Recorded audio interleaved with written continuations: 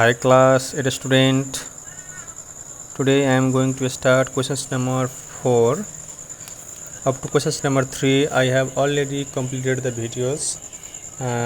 You can check the playlist and Facebook friends हैन फेसबुकमा हेर्ने साथीहरूले युट्युबमा गुप्ता सरजी लेखेर सर्च गर्नुहोला।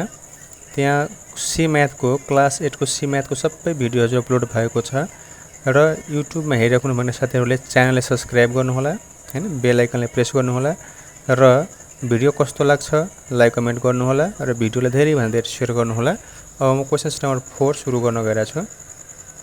Find all 6 trigonometric ratio with respect to the reference angle. यसमा दुईटा रेफरेन्स एंगल दिएको हुन्छ हैन। अब यो रेफरेन्स एंगलको र यो रेफरेन्स एंगलको छोटा-छोटा के हुन्छ त परपेन्डिकुलर हुन्छ, बेस छोटा-छोटा हुन्छ। सो हामी त्यो गर्छौं। अब यता क्वेशन नंबर 4 ए सोलुसन। क्वेशन नंबर 4 ए सोलुसन। अब म यो फिगर चाहिँ तपाईहरु आफै बनाउनु होला, फिगरमा बनाउँदैन, म यो फिगरबाट बुझाउँछु।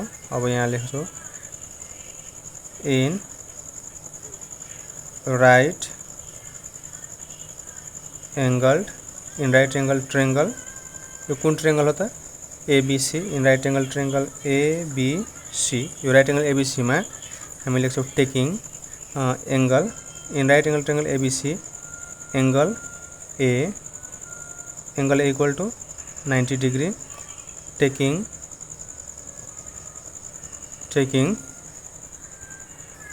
हामी लेखौं यहाँ टेकिङ। हाम्रो यसमा रेफरेन्स एंगल पहिला कसले लिने त बीटा लिने भए बीटा को लेख्ने, अल्फा लिने भए अल्फा को पहिला म अल्फा को लिन्छु ल। त अल्फा चाहिँ कुन एंगलमा छ बी एंगलमा छ। So ABC taking angle ABC angle B के छ त alpha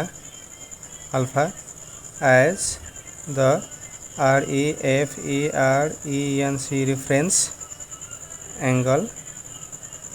reference angle.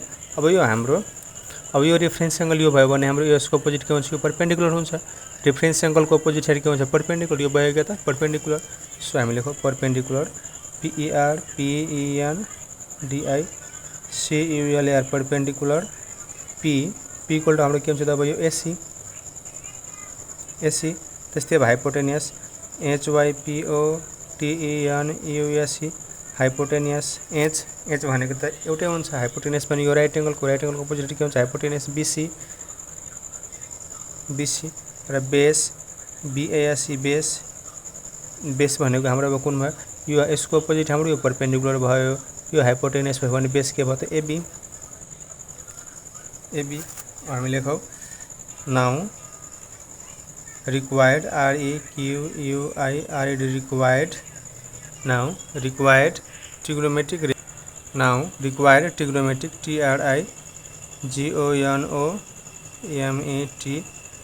Trigonometric ratio are given below.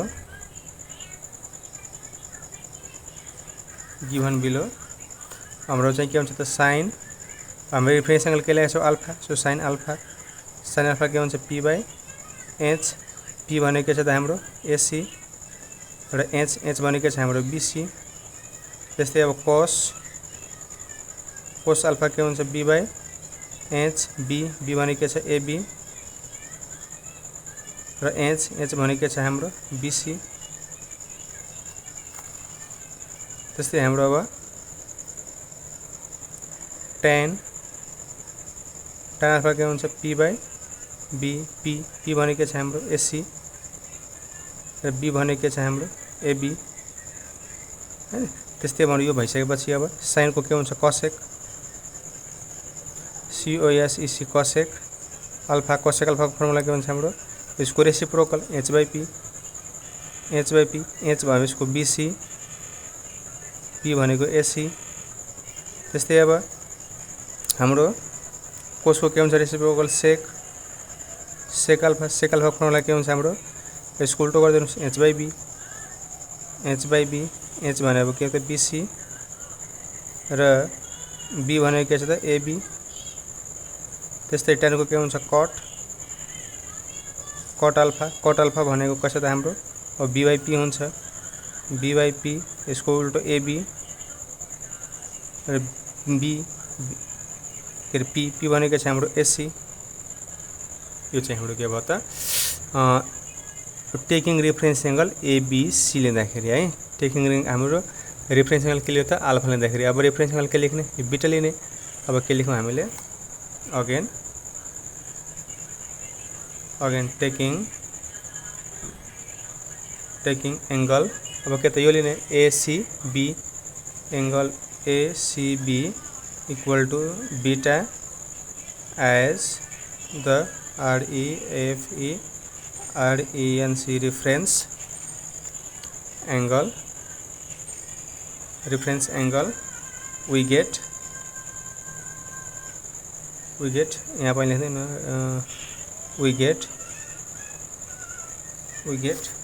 अब हामीले रिफरेन्स एङ्गल बीटा अब यो हामीले रिफरेन्स एङ्गल यो बीटा लियो भने यो रिफरेन्स एङ्गल बीटा लियो भने अब यसको अपोजिट के हुन्छ यो परपेन्डिकुलर हुन्छ। यो चाहिँ परपेन्डिकुलर एबी है perpendicular PERPENDICULR perpendicular P equal to perpendicular हुन्छ हाम्रो अब एबी हैन hypotenuse HYPOTENUSC hypotenuse H hypotenuse त एउटै हुन्छ BC र base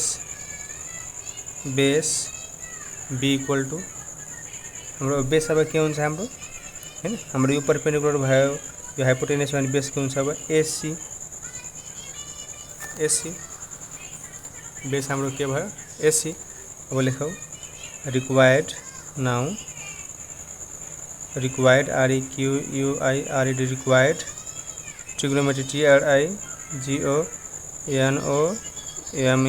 TRIGONOMETRS trigonometric ratio are given below हाम्रो के हुन्छ साइन बीटा फर्मुला के हुन्छ P बाई एच पी भनेको छ त हाम्रो एबी र एच भनेको हाम्रो के छ बीसी। साइन पछि के हुन्छ कस बीटा फर्मुला के हुन्छ हाम्रो बी बाई एच बी के छ हाम्रो एसी र एच भनेको के छ त हाम्रो एच भनेको बीसी। त्यस्तै के हुन्छ अब tan बीटाको फर्मुला के हुन्छ हाम्रो P बाई बी पी हाम्रो के छ त एबी र बी भनेको छ हाम्रो एसी। त्यस्तै साइन अल्फा अब साइनको रेसिप्रोकल के हुन्छ कसेक कसेक बीटा यसको उल्टो लेखिदिनुस् एच बाई पी उल्टो हुन्छ यसको बीसी बाई एबी। अब कस बीटाको रेसिप्रोकल के हुन्छ सेक बीटा यसको रेसिप्रोकल के हुन्छ उल्टो एच बाई बी। अब एच बाई बी भनेको त बीसी बाई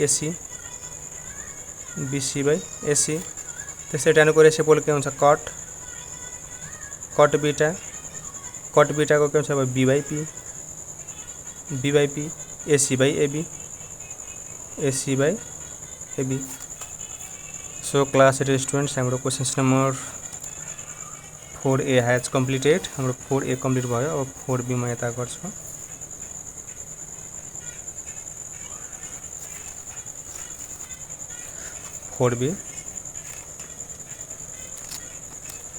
4B यस्तो हामी गरौँ अब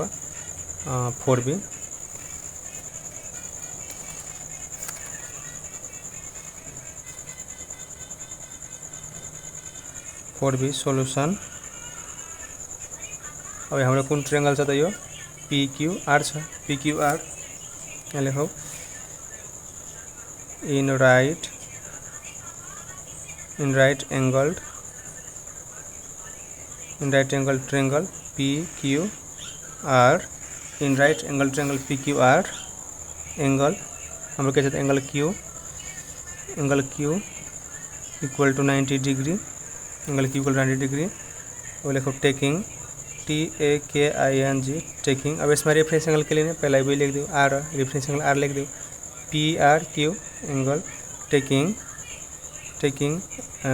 reference angle PRQ equal to के छ त हाम्रो यो गामा होगी के हो ल गामा यो चाहिँ होइन ल यस्तो छ है ल के त as the REFERENC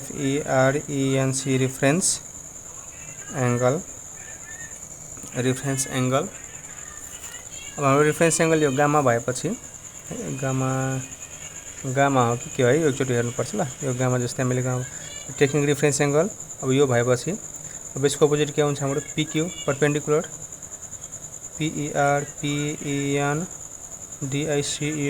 perpendicular P equal to हाम्रो के हुन्छ त perpendicular PQ hypotenuse HYPOTENUSC hypotenuse H equal to के हुन्छ हाम्रो PR base B equal to हाम्रो बेस के हुन्छ त QR now required REQUIRD required TRIGONOMETRIC trigonometric ratio are given below हाम्रो के हुन्छ त अब ट्रिग्नोमेट्रिक रेशियोहरु यही लेख्दियो अब sin गामा हाम्रो के हुन्छ formula P by H P भनेको हाम्रो यसमा के छ त PQ by H भनेको के छ त PR त्यस्तै हाम्रो cos gamma equal to formula के हुन्छ B by H B हाम्रो के छ त QR H भनेको के छ त हाम्रो PR त्यस्तै tan गामा हाम्रो के हुन्छ P by P भनेको के छ त हाम्रो PQ र B भनेको के छ हाम्रो QR त्यस्तै अब हाम्रो के त अब sin को रेसिप्रोकल के हुन्छ cosec गामा फर्मुला के हुन्छ हाम्रो इक्वल टू अब H by PR by PQ त्यस्तै अब cos को के हुन्छ sec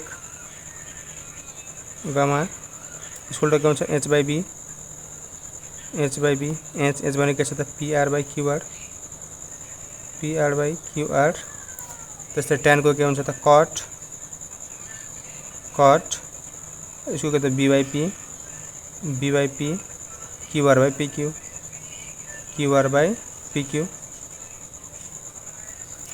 PQ हाम्रो चाहिँ के त हाम्रो रिफरेन्स एंगल यो गामा को भयो अब हाम्रो चाहिँ के त लेख्छु म अगेन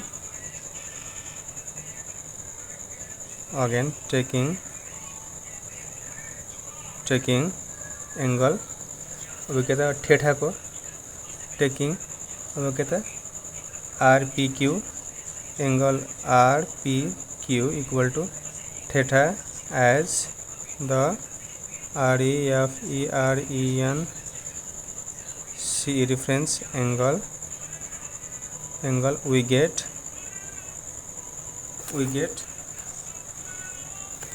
अब हाम्रो अब यो रेफरेन्स एंगल हामीले यो लियो भने यो थीटा लियो भने यसको अपोजिट के हुन्छ यो RQ अथवा QR के हुन्छ परपेंडिकुलर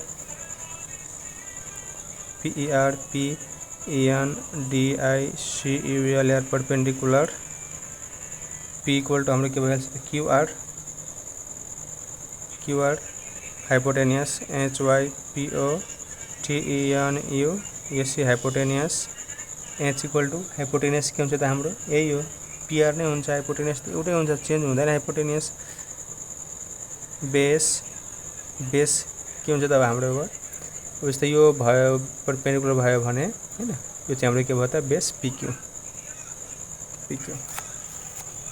हामी लेख्छौँ now required REQUIRD required trigonometric TRIGONOMETRIC trigonometric ratio are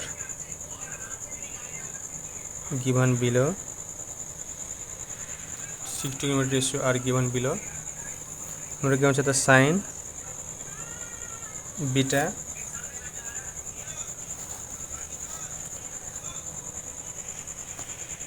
sign beta के छ त हाम्रो फर्मुला p/h के हुन्छ त हाम्रो p/h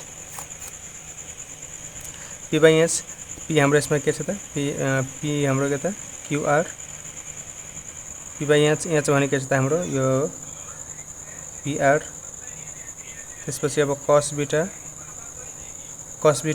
बीटा भनेको के छ त हाम्रो cos बीटा फर्मुला हाम्रो b/h b भनेको छ त हाम्रो pq र h भनेको छ त pr त्यस्तै tan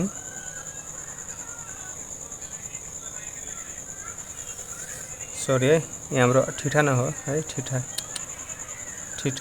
लेख्नु थीटा tan थीटा को फर्मुला के हुन्छ p/b p भनेको छ त qr र b भनेको छ त हाम्रो pq अब यसको रेसिप्रोकल यता ल्याइदिने हो साइन को रेसिप्रोकल के हुन्छ cosec cosec cosec थीटा को फर्मुला के हुन्छ इक्वल टु h/p h भनेको छ हाम्रो pr र h/p p को छ त qr त्यस्तै cos को रेसिप्रोकल के हुन्छ sec थीटा sec फर्मुला के हुन्छ हाम्रो h/b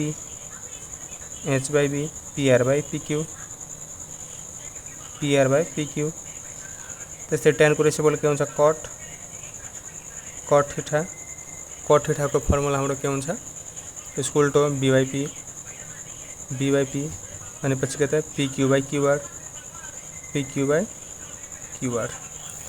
सो क्लास 8 स्टुडेन्ट्स हाम्रो क्वेशन्स नम्बर 4 कम्प्लिट भएको छ। अब क्वेशन्स नम्बर 5 म अर्को भिडियोमा गर्छु। तबसम्म तपाईहरुले च्यानललाई सब्स्क्राइब गर्नु होला, भिडियोलाई शेयर गर्नु होला र भिडियो कस्तो लाग्छ लाइक कमेन्ट गर्नु होला।